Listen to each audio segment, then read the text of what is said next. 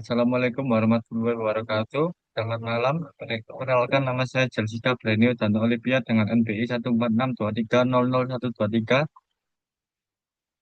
Dan perkenalkan nama saya Muhammad Satria Tama dengan NPI 146000045. Dan terakhir yaitu saya sendiri Fuad Ubedillah Musaki dengan NPI 14623000056.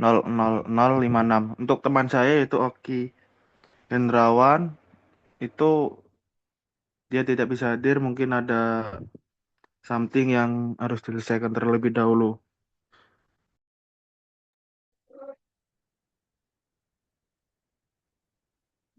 Oke, yang pertama yaitu screening dini diabetes berbasis kecerdasan buatan atau disebut dengan AI. Transformasi data klinis menjadi keputusan medis menggunakan random forest dan Streamlit. Untuk versionnya saya sendiri kita menggunakan 1.0, sistemnya decision support system, algoritmnya assembler learning. Untuk mengatasi bottleneck dalam screening data diabetes, tingginya lonjakan data rekam medis elektronik atau RME tidak sebanding dengan kecepatan analisis manual, menciptakan celah dalam deteksi dini risiko komplikasi. Status quo. Yang pertama, pendekatan berbasis gejala relatif tes lab atau TTGO, HbA1c yang lambat, terus pemrosesan data, interpretasi manual, rentan variasi, penilaian subjektif antar tenaga medis. Tujuan utamanya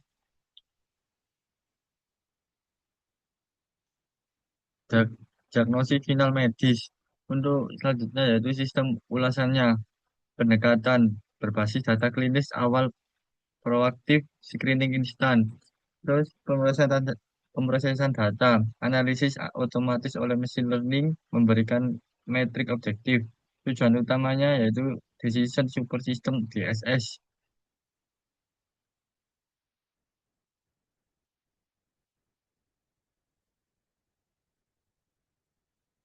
Anot anatomi data pasien, 8 dimensi prediksi. Pasien data chart, pregnancies, riwayat kehamilan, glukosa yaitu gula darah jam prosprandial. Untuk blood pressure, tekanan darah diastolik. Untuk skin thickness, indikator lemak tubuh dari triceps. Insulin, kadar serum insulin. BMI, indeks massa tubuh. Pedigree function, skor riwayat genetik keluarga. Itu selanjutnya akan disampaikan oleh teman saya.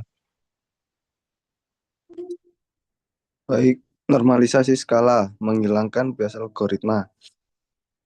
Skala data diambil dengan berbeda-beda, seperti pada yang tercantum di sini, insulin sekitar 80 dan pedigree-nya 0,500. Standar skalernya min-nya 0, SD-nya sama dengan 1. Siap di, lalu siap diproses mesin.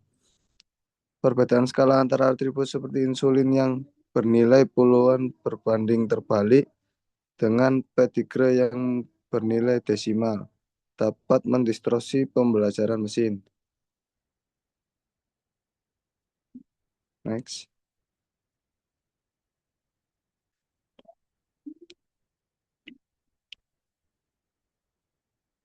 Spotting dari 100 konsil medis visual dataset pasien, lalu kita sharing dengan bootstrap sampling pengambilan sampel data secara acak.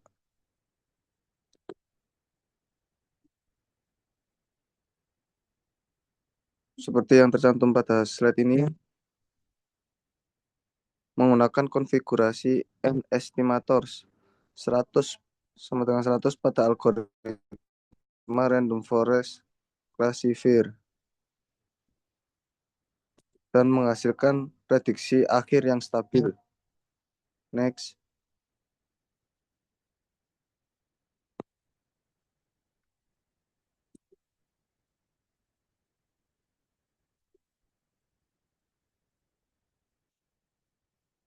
Arsitek Selanjutnya ada arsitektur sistem dari raw data menjadi keputusan.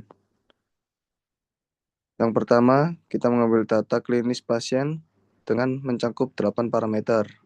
Untuk yang kedua,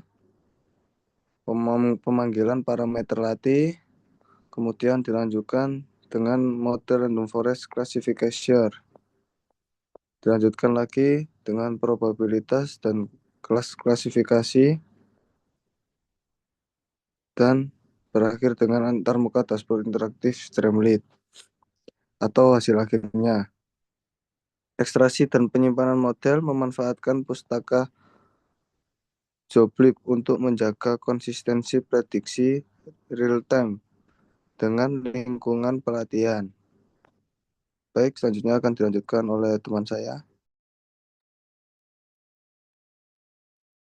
Oke, selanjutnya yaitu evaluasi model dengan judul metrik kepercayaan klinis, akurasi global sistem mencapai 76%, tepat memprediksi 117 dari 154 pasien uji.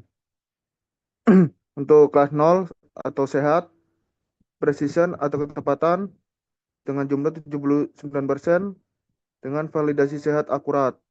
Terus yang kedua F1 score atau keseimbangan mencapai 82%.